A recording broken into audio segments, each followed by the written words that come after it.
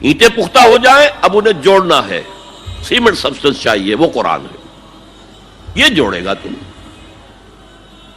چنانچہ یہی بات حضرت شیخ الہند مولانا محمود حسن دیوبندی اسیر مالٹا نے اپنی اسیری سے رہائی پانے کے بعد واپس جب آئے ہیں تو دیوبند میں علماء کے ایک بڑے اجتماع سے خطاب کر کے کہی۔ مولانا مفتی محمد شفیع رحمت اللہ علیہ وہ خود موجود تھے، اس میں بڑے بڑے علماء، مولانا حسین احمد مدنی رحمت اللہ علیہ، شبیر احمد عثمانی رحمت اللہ علیہ، مولانا اشرف علی تھانوی رحمت اللہ علیہ، مولانا انور شاہ کشمیری رحمت، بڑا مجمع، اور کہا حضرت شیخ الہند نے ہم نے تو اپنی اسیری کے 4 سالوں کے دوران جتنا غور کیا تو ہماری اس وقت کی امت کی زبوں حالی کے 2 سبب سامنے آئے۔ مولانا مفتی شفیع لکھتے ہیں، ان کی کتاب وحدت امت کے نام سے کہتے ہیں کہ پورا مجمع ہمہ تن گوش ہو گیا کہ یہ شیخ الشیوخ استاد العلماء عمر کے اس آخری درجے میں اس حد پر آ کر اب نیا سبق کون سا سیکھ کر آیا ہے؟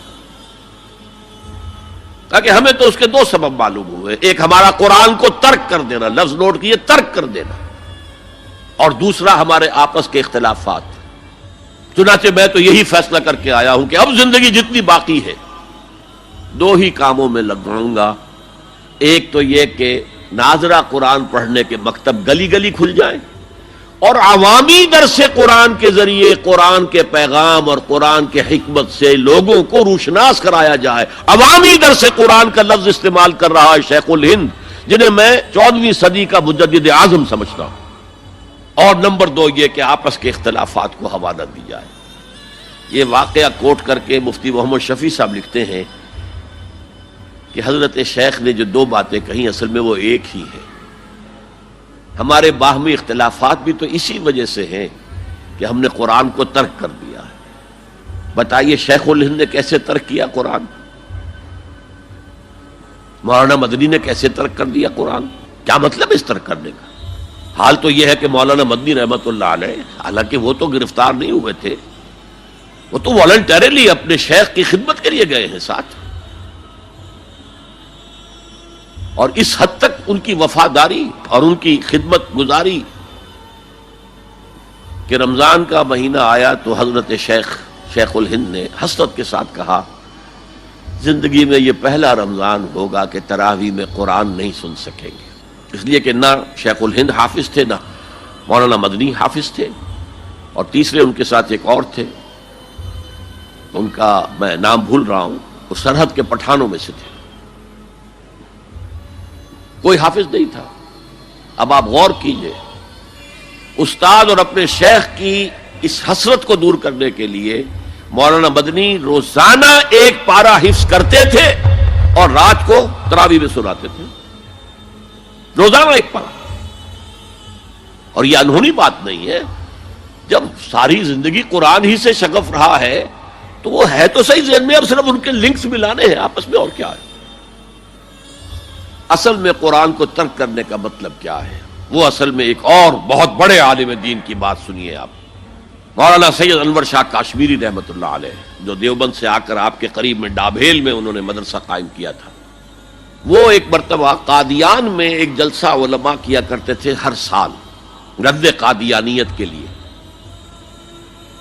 تو ایک سال اسی طرح وہاں علماء جمع تھے۔ اب جس نے یہ واقعہ بیان کیا ہے اس کا نام میرے ذہن میں اس وقت نہیں ہے، کہ میں صبح مولانا انور شاہ کشمیری رحمت اللہ علیہ کی خدمت میں حاضر ہوا تو دیکھا کہ غم کی تصویر بنے بیٹھے ہیں، بہت اداس، غمگین۔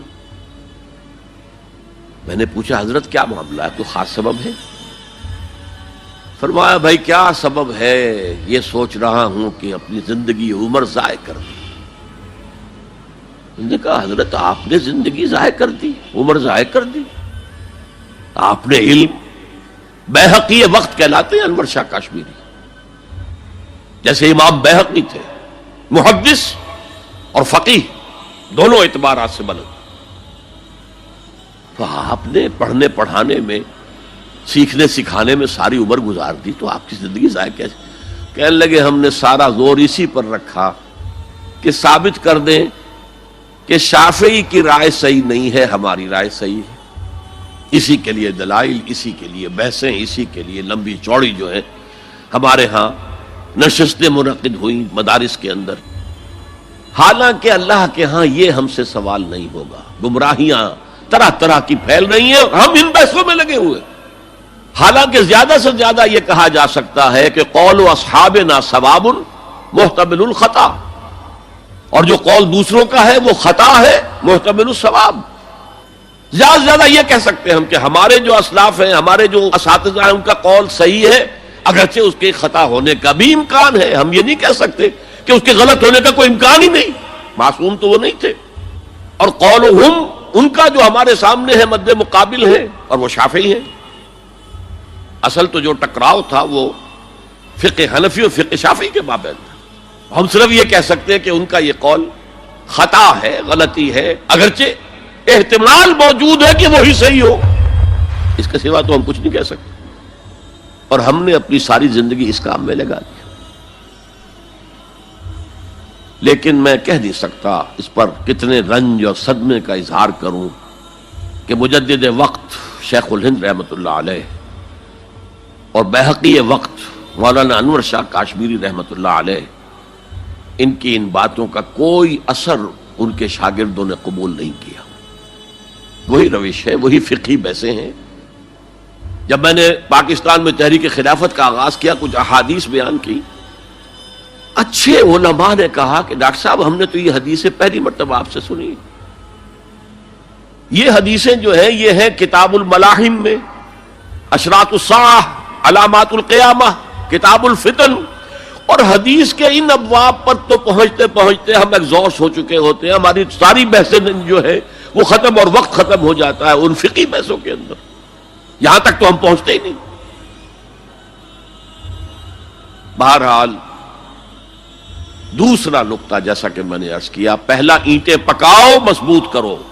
یا ایھا الذین آمنوا اتقوا اللہ حق تقاتہ ولا تموتن الا وانتم مسلمون. اور دوسرا ان کو جوڑنے کے لیے قرآن کو ایز اے سیمنٹ سبسٹنس استعمال کرو.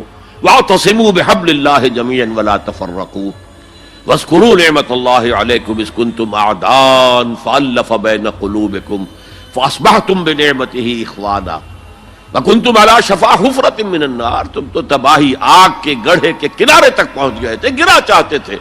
فانقذکم منہا، تو اللہ نے اس سے تمہیں نکالا ہے. کذالک یبین اللہ لکم آیاتہ لعلکم تہتدون. اسی طرح اللہ تعالیٰ تمہارے لیے اپنی آیات کی تبیین کر رہا ہے، وضاحت کر رہا ہے، تاکہ تم ہدایت حاصل کر سکو.